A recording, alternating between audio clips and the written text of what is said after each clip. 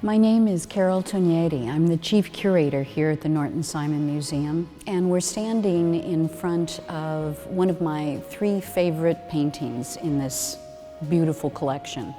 This is Guercino's Aldrovandi Dog. Guercino, an Italian artist, was born in Cento, Italy, not far from Bologna, around 1591.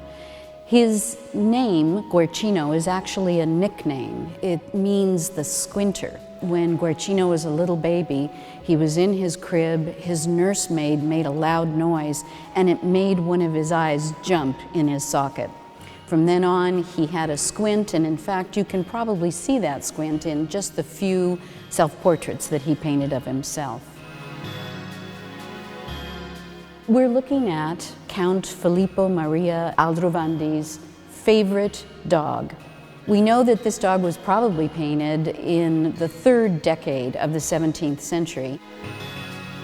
When the Count dies and has an inventory drawn up of the paintings in his collection. There's also another portrait of a horse, apparently also life-size, and the horse is given the name Bella Donna.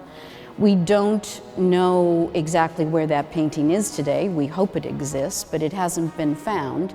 But one would like to think that the Count had his favorite dog, his favorite horse, and wanted his friend Guercino to, just like a portrait of his family, put them into history for everyone to enjoy.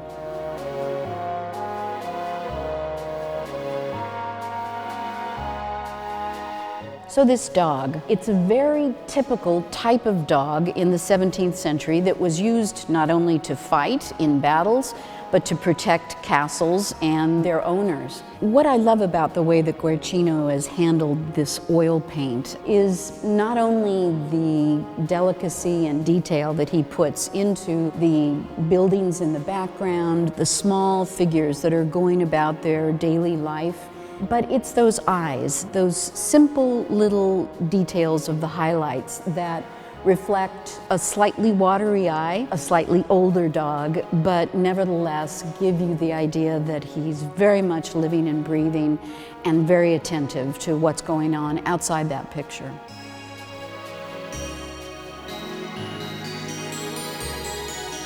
Years ago, Mr. Simon was interviewed. They were in his home, and the interviewer asked Mr. Simon, "There are so many beautiful things here in your home.